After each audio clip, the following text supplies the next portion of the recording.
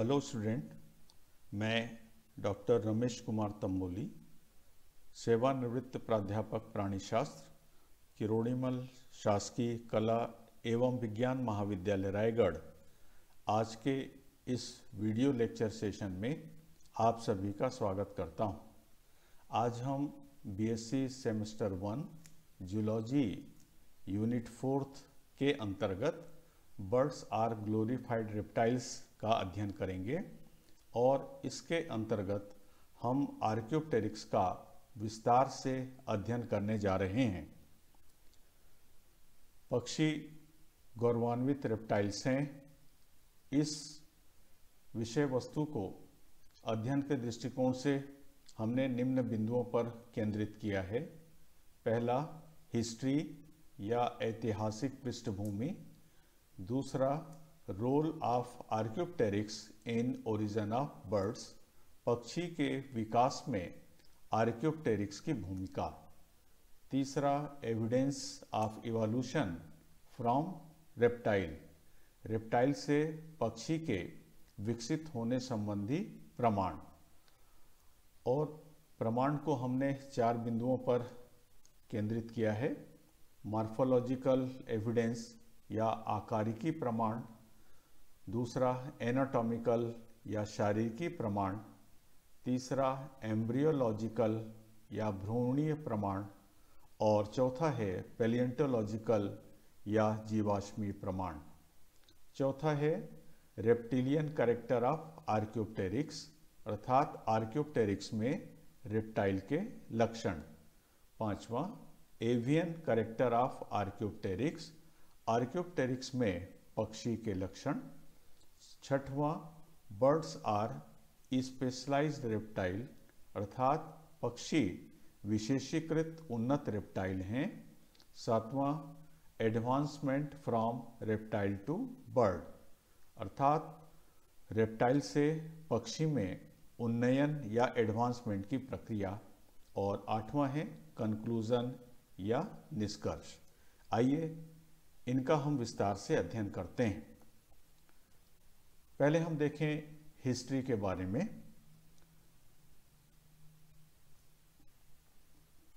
ऐतिहासिक पृष्ठभूमि। TH. Huxley ने पहली बार यह कहा था कि birds are glorified reptiles. Darwin के ऑर्गेनिक इवोल्यूशन या ऑर्गेनिक विकासवाद के बाद 18वीं शताब्दी में वैज्ञानिकों में एक नई सोच एवं विचारधारा निर्मित हुई, जिसमें जंतुओं के विकास में उनके पूर्वजों को जानने की जिज्ञासा उत्पन्न हुई और वैज्ञानिकों ने इस पर और कार्य करना तथा प्रमाण जुटाना प्रारंभ किया। इसी क्रम में पक्षियों के विकास के संदर्भ में 2 महत्वपूर्ण प्रश्न सामने आए। पहला, पक्षियों के पूर्वज कैसे दिखाई देते रहे होंगे, और दूसरा, पक्षियों का विकास कैसे हुआ। 1861 में यूरोप में एक जीवाश्म या फॉसिल की खोज हुई, जिसने वैज्ञानिकों को पक्षियों के विकास के बारे में स्वीकार करने योग्य संकेत दिया। इस जीवाश्म का नाम आर्क्योप्टेरिक्स रखा गया। आर्क्योप्टेरिक्स रेप्टाइल और बर्ड दोनों के मिश्रित लक्षणों से युक्त जंतु था। मॉडर्न बर्ड या आधुनिक पक्षी में आज भी रेप्टाइल के कैरेक्टर्स पाए जाते हैं, जैसे पैरों पर स्केल या शल्क की उपस्थिति और दूसरा ओविपेरस होना। ये अंडे देने वाले जंतु होते हैं। ये कैरेक्टर्स पक्षियों का रेप्टाइल से संबंध को मजबूती प्रदान करते हैं। इसलिए वैज्ञानिक आर्क्योप्टेरिक्स को सबसे पुराना primitive wing bird like animal के रूप में मान्य करते हैं और इसे रेप्टाइल बर्ड एनिमल के रूप में देखते हैं। यदि आर्क्योप्टेरिक्स को बर्ड के एंसेस्टर के रूप में मान्य करते हैं, तब आर्क्योप्टेरिक्स में इवोल्यूशन की अवधि में होने वाले परिवर्तनों को ध्यान देना होगा, क्योंकि इवोल्यूशन की प्रक्रिया में जिन अंगों का उपयोग निरंतर होते रहता है वे अंग स्ट्रांग और इफिशिएंट हो जाते हैं, तथा जिन अंगों का उपयोग निरंतर नहीं होते रहता है वे अंग वीक और डिजनरेट हो जाते हैं। इसी तरह इवोल्यूशन की प्रक्रिया से गुजरते हुए बर्ड्स ने स्ट्रांग और मोर इफिशिएंट विंग्स को विकसित कर लिया तथा टेल का न्यूनतम उपयोग होने के कारण वह डिजनरेट या लघुकृत होते होते अति सूक्ष्म रूप में रह गई। आइए अब हम देखें role of Archaeopteryx in origin of birds. पक्षी के विकास में आर्क्योप्टेरिक्स की भूमिका। मीजोजोइक युग में रेप्टाइल्स पूर्वजों से पक्षी का विकास हुआ। विकास के क्रम में रेप्टाइल्स और पक्षियों के बीच संयोजक कड़ी या कनेक्टिंग लिंक के रूप में आर्क्योप्टेरिक्स अस्तित्व में आया।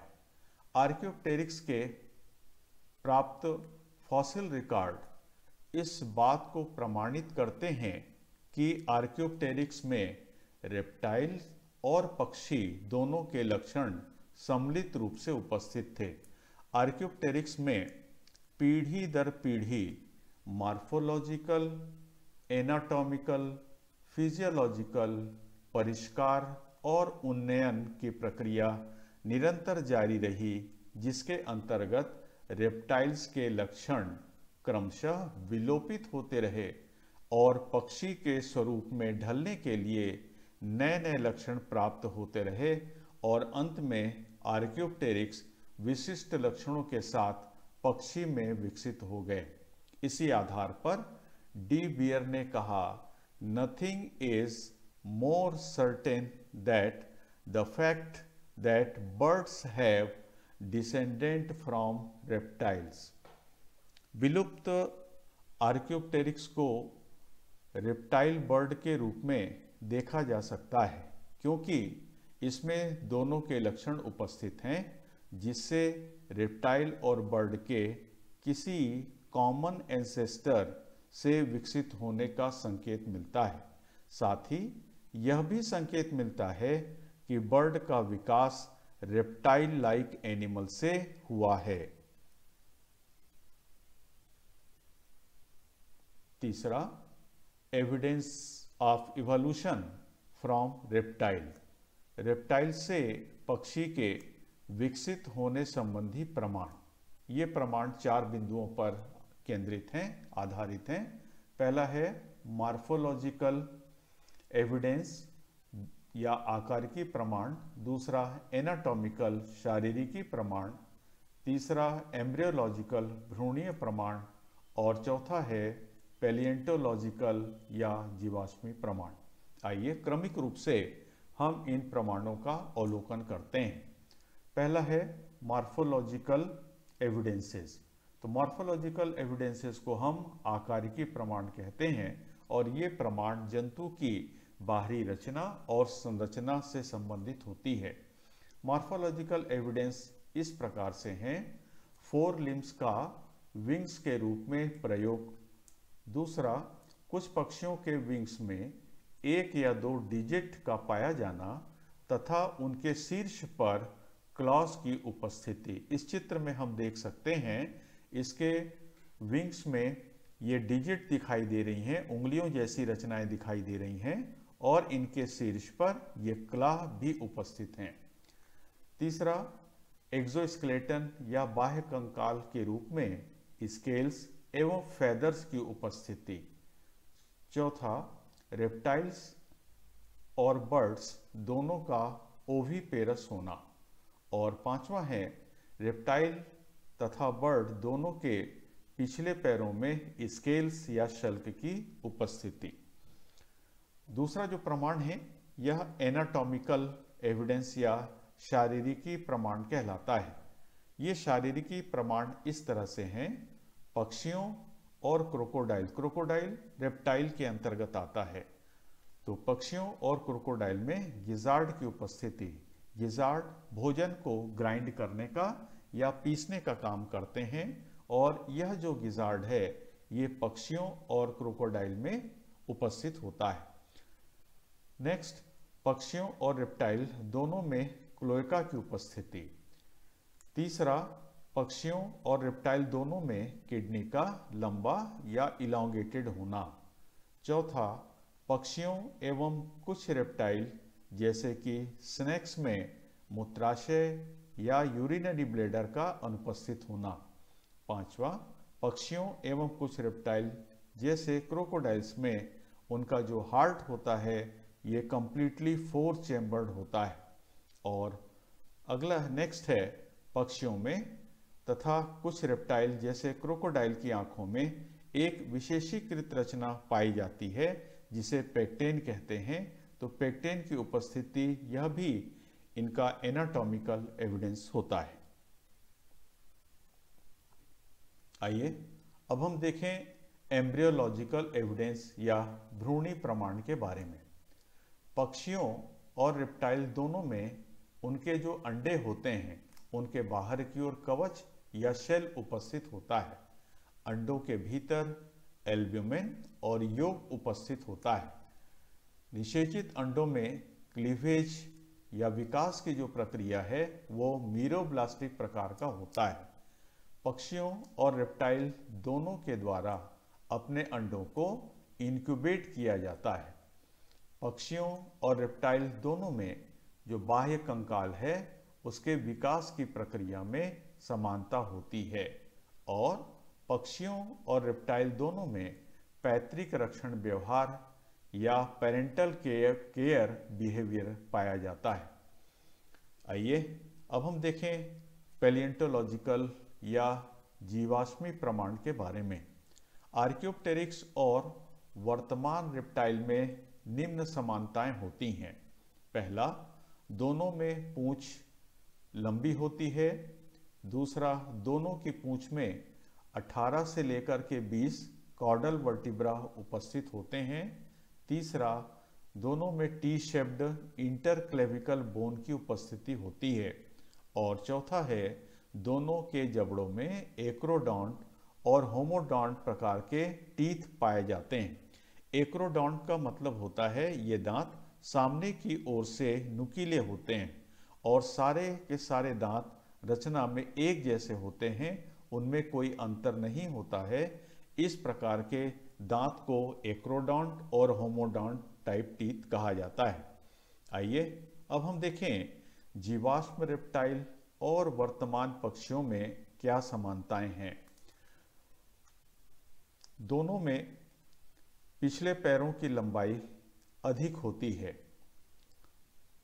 दोनों के अगले पैरों का छोटा होना तथा चलते और दौड़ते समय उन्हें तेजी से फ्लैपिंग करना और दोनों का पिछले पैरों पर चलना या जिसे हम बाइपीडल लोकोमोशन कहते हैं, ये 3 तरह की समानताएं फॉसिल रेप्टाइल और वर्तमान पक्षियों में देखने को मिलती हैं। तो इन 4 तरह के प्रमाणों से यह निष्कर्ष निकलता है कि बाइपीडल रेप्टाइल से ही या 2 पैरों से दौड़ने चलने वाले रेप्टाइल से ही पक्षियों का विकास हुआ है। आइए अब हम देखें आर्कियोप्टेरिक्स में रेप्टिलियन कैरेक्टर्स। आर्कियोप्टेरिक्स में रेप्टाइल के कैरेक्टर या लक्षण इस तरह से हैं। पहला, जबड़े में होमोडोंट प्रकार के दांत उपस्थित होते हैं। दूसरा, पूंछ लंबी लिजार्ड या छिपकली के समान तथा उसमें 20 फ्री कॉर्डल वर्टिब्रा की उपस्थिति। तीसरा, हड्डियों में वायुकोश या एयर सैक अनुपस्थित। चौथा, सर्वाइकल वर्टिब्री की संख्या 9 से लेकर के 10 तक। पांचवा, वर्टिब्री एम्फीसिलस प्रकार के। छठवां, थोरेसिक पसलियों के अतिरिक्त सर्वाइकल और एब्डामिनल पसलियां भी उपस्थित होती थीं। सातवां, पसलियां सिंगल हेड युक्त तथा इनमें अनसिनेट प्रोसेस अनुपस्थित था। स्टर्नम कमजोर या अनुपस्थित। 9वां, आंखें स्क्लेरोटिक ऑसिकल युक्त थीं, अर्थात rings of overlapping membrane bone that surround the cornea. 10वां, शरीर पर शल्क या स्केल की उपस्थिति। 11वां, अग्रपाद या फोर लिम्स में 3 स्वतंत्र नखर युक्त उंगलियां, क्लॉड उंगलियां। 12वां, अग्रपाद या फोर लिम्ब में कार्पल्स और मेटाकार्पल्स बोन ये एक दूसरे से पृथक होती हैं, अर्थात ये स्वतंत्र होते हैं। और अंतिम है, पेल्विक गर्डिल में इलियम बोन लंबी होती है तथा प्यूबिस बोन पीछे की ओर झुकी हुई होती है। इस चित्र में हम देख सकते हैं ये पेल्विक गर्डिल है और पेल्विक गर्डिल का ये सबसे बड़ा भाग ये कहलाता है इलियम, और इस इलियम के नीचे की ओर हम देख सकते हैं ये प्यूबिस बोन है और यह प्यूबिस बोन पीछे की ओर झुकी हुई होती है। ये सारी विशेषताएं होती हैं आर्कियोप्टेरिक्स में रेप्टाइल के लक्षणों के संदर्भ में। अब हम देखेंगे आर्कियोप्टेरिक्स में पक्षी के लक्षण कौन कौन से पाए जाते थे। पहला, शरीर में फेदर्स का उपस्थित होना। दूसरा, अग्रपाद या फोर लिम्स का डेनो या विंग में रूपांतरण होना। तीसरा, पूंछ में फेदर्स की 2 पंक्तियों की उपस्थिति। यदि हम इनके पूंछ को देखें तो पूंछ पर जो फेदर्स थे ये 2 कतारों पर ही, साइड बाय साइड ये 2 कतारों पर ही उपस्थित थे। यह इनकी पूंछ की विशेषता थी। उसके बाद चौथा है क्रेनियम या ब्रेन बॉक्स, ये आकार में राउंड था। 5वां, स्कल बोन परस्पर मजबूती के साथ आपस में जुड़े रहते थे। 6वां, चोंच या बीक का उपस्थित होना। 7वां, पैरों एवं गर्डिल की हड्डियों का पक्षियों की हड्डियों के अनुरूप होना। 8वां, वी के आकार की फर्कुला बोन का उपस्थित होना। 9वां, पिछले पैर की हड्डी टिबिया एवं फाइबुला का एक दूसरे से पृथक या अलग होना। और 10वां है स्टर्नम में कमजोर व छोटी कील की उपस्थिति। ये 10 जो कैरेक्टर हैं ये आर्कियोप्टेरिक्स में पाए जाने वाले पक्षियों के कैरेक्टर या लक्षण हैं। 6वां हम देख रहे हैं बर्ड्स आर स्पेशलाइज्ड रेप्टाइल या पक्षी विशेषीकृत उन्नत रेप्टाइल्स हैं। इस संदर्भ में जो प्रमुख कैरेक्टर हैं वो इस तरह से हैं। पहला, पक्षी वार्म ब्लडेड हैं जबकि रेप्टाइल्स ये कोल्ड ब्लडेड हैं।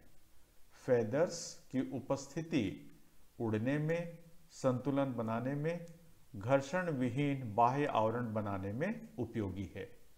तीसरा, इनका अग्रपाद या फोर लिम्ब का डेनो या विंग में रूपांतरण।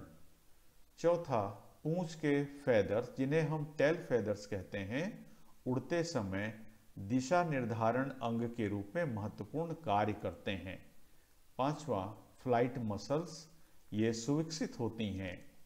6वां, फ्लाइट मसल्स को आधार प्रदान करने के लिए स्टर्नम में कील सुविकसित होती है, साथ ही साथ बड़ी होती है।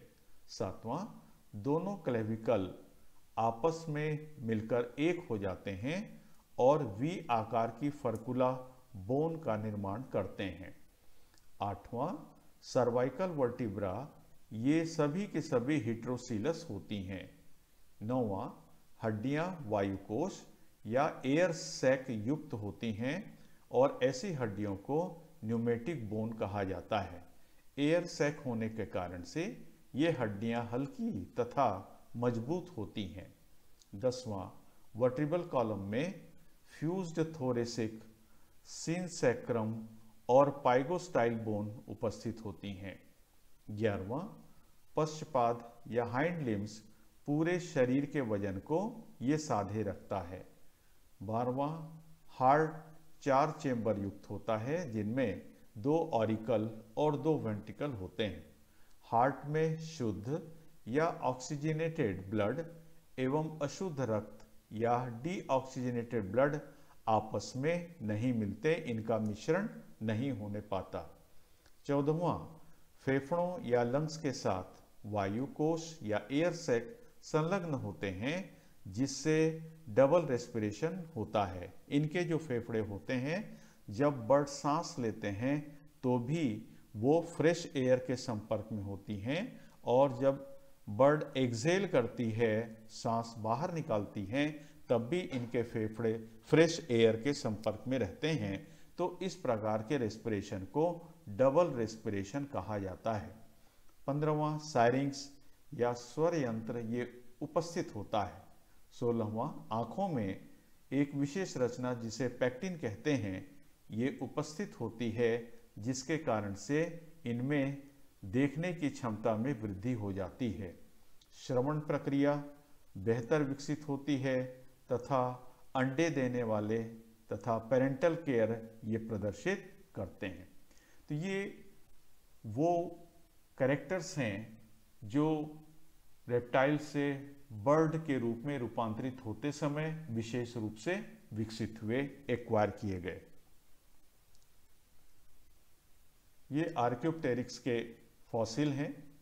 ये फॉसिल बर्लिन में मिला, इसको बर्लिन आर्क्योप्टेरिक्स कहते हैं। ये लंदन स्पेसिमेन है, म्यूनिक स्पेसिमेन, इसी तरह से ये 11वां स्पेसिमेन है जो 2011 में प्राप्त हुआ था, और ये 12वां स्पेसिमेन है, फॉसिल है। यहाँ पर हम आर्क्योप्टेरिक्स के पूर्ण स्केलेटन या कंकाल तंत्र को देख सकते हैं, और अंत में यहाँ पर है इलस्ट्रेशन। आर्क्योप्टेरिक्स के जो फॉसिल मिले थे, उन फॉसिल के आधार पर यदि जंतुओं की रचना की जाती है तो जंतु कैसा दिखाई देगा, वह इस इलस्ट्रेशन के माध्यम से यहाँ पर प्रदर्शित किया गया है। ये सारे जो फॉसिल के पिक हैं ये इंटरनेट से प्राप्त किए गए हैं, इंटरनेट से लिया गया है, और इसके लिए क्रेडिट इस साइट को हम देते हैं। नेक्स्ट हम देखें advancement from reptile to bird, अर्थात रेप्टाइल से पक्षी में उन्नयन की प्रक्रिया के दरमियान क्या क्या परिवर्तन हुए, उनका अध्ययन हम यहां पर करने जा रहे हैं।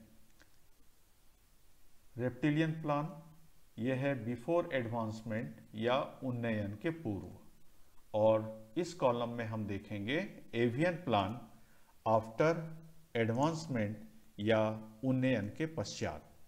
करेक्टर पहला हम देखें, रेप्टाइल ये कोल्ड ब्लडेड या शीत तापी जंतु थे। ये पक्षी के रूप में जब रूपांतरित हुए तो ये वार्म ब्लडेड या उष्ण तापी जंतु हो गए। दूसरा, ये रनर या दौड़ने वाले थे, जबकि उन्नयन के पश्चात ये फ्लाइंग या उड़ने वाले जंतु हो गए। शरीर पर स्केल्स उपस्थित थी, यहाँ पर फेदर्स युक्त शरीर। स्टर्नम में कील रिड्यूस था, काफी छोटा था, जबकि एडवांसमेंट के बाद स्टर्नम में कील ये सुविकसित हो गई। पांचवा, सायरिंग्स या स्वर यंत्र का अभाव था। एडवांसमेंट के बाद स्वर यंत्र पूरी तरह से विकसित हो गया। हृदय में फोरामेना पेनिजी उपस्थित, इस फोरामेन के कारण से शुद्ध और अशुद्ध रक्त दोनों एक दूसरे के संपर्क में आ जाते थे, लेकिन एडवांसमेंट के बाद इनका हार्ट 4 चेम्बर्ड हो गया, जिनमें 2 ऑरिकल और 2 वेंट्रिकल विकसित हो गए, और इनमें फोरामेना पेनिजी अनुपस्थित था, जिसके कारण से शुद्ध और अशुद्ध रक्त का मिश्रण नहीं हो पाता है। हार्ट में शुद्ध और अशुद्ध रक्त ये आपस में मिश्रित हो जाते हैं, जबकि एडवांसमेंट के बाद पक्षियों में हृदय में शुद्ध और अशुद्ध रक्त का मिश्रण नहीं होता। आरबीसी या लाल रक्त कोशिकाओं में हम देखते हैं कि इनमें हीमोग्लोबिन की मात्रा सामान्य होती है, जबकि पक्षियों में आरबीसी में हीमोग्लोबिन की मात्रा अधिक होती है। रेप्टाइल में फेदर्स ये बहुत छोटे थे, जबकि बर्ड्स में फेदर ये पूरी तरह से सुविकसित हैं और आकार में अपेक्षाकृत बड़े हैं। आँखों में पैक्टिन का अभाव, लेकिन एडवांसमेंट के बाद आँखों में पैक्टिन ये उपस्थित थी, विकसित हो गई थी। रेप्टाइल में जो फोर लिम्ब या अग्रपाद हैं, ये इनके जमीन को छूते हैं, अर्थात ये चारों पैर से चलने वाले जंतु हैं, इसलिए रेप्टाइल को टेट्रापीडल कहा जाता है। जबकि बर्ड्स में उनका जो फोर लिम्ब या अग्रपाद है ये विंग्स में रूपांतरित हो गया, जिसके कारण से ये पिछले दो पैरों पर चलते हैं, इसलिए इनको बाइपीडल एनिमल कहा जाता है। और क्लेविकल के बारे में हम बात करते हैं। क्लेविकल बोन ये एक दूसरे से अलग रहती हैं, जबकि एडवांसमेंट के बाद दोनों ओर की क्लेविकल बोन आपस में जुड़कर वी के आकार की फर्कुला बोन बनाती हैं। और नेक्स्ट है वर्टिब्रल बोन्स, ये परस्पर पृथक होती हैं। वर्टिब्रल कॉलम की सारी हड्डियां एक दूसरे से अलग होती हैं, लेकिन एडवांसमेंट के बाद कुछ हड्डियां आपस में जुड़ जाती हैं, जैसे थोरेसिक रीजन पर फ्यूज्ड थोरेसिक, इसी तरह से सिनसेक्रम और टेल रीजन पर पाइगोस्टाइल बोन ये आपस में जुड़ी हुई होती हैं। और अंत में हम देखें कि रेप्टिलियन प्लान में एडवांसमेंट के पहले उनकी जो बोन्स थीं ये ठोस थीं और उनमें वायुकोश या एयर सैक का अभाव था, अर्थात बोन सॉलिड थी। लेकिन एडवांसमेंट के बाद बर्ड में जो बोन्स हैं ये खोखली हो जाती हैं, इनमें वायुकोश या एयर सैक उपस्थित होती हैं, और जिन बोन्स के अंदर एयर सैक उपस्थित होती हैं उनको न्यूमेटिक बोन कहा जाता है। तो ये रेप्टाइल से पक्षी में उन्नयन की प्रक्रिया के दरमियान जो एडवांसमेंट हुए हैं उनकी तुलनात्मक जानकारी। लास्ट में हम देखें कंक्लूजन या निष्कर्ष। पक्षी सामान्यतः सतही परीक्षण के आधार पर रेप्टाइल से काफ़ी विभिन्नता प्रदर्शित करते हैं, किंतु नज़दीकी और विकासात्मक परीक्षण से यह प्रमाणित होता है कि पक्षी कुछ और नहीं बल्कि प्रकृति ने रेप्टाइल को फेदर्स में लपेटकर पक्षी के रूप में प्रस्तुत कर दिया है। फेदर्स का आवरण होने के कारण से पक्षी को वायु माध्यम सुगम हो गया, साथ ही जमीन से वायु में जीवन को उड़ान का एक नया अवसर भी मिला, और इसका श्रेय निश्चित रूप से आर्कियोप्टेरिक्स को जाता है।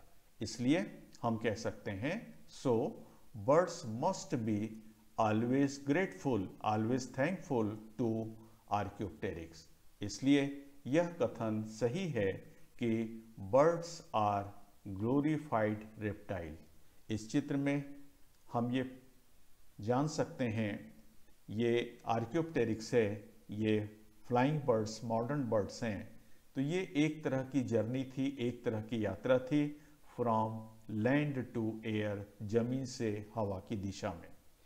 आर्कियोप्टेरिक्स ये कहता है, I tried yesterday but I got success today. Question number, आइए हम देखें परीक्षा के दृष्टिकोण से कौन कौन से प्रश्न महत्वपूर्ण हैं। पहला, write the avian character of Archaeopteryx. दूसरा, write the reptilian characters of Archaeopteryx. Question third, explain the process of advancement from reptile to bird. Fourth, explain the Archaeopteryx is a connecting link between reptile and bird. And last, fifth question, essay type question, describe the birds are glorified reptiles. और ये content हमने जहाँ से लिया है उनकी जानकारी इस तरह से है।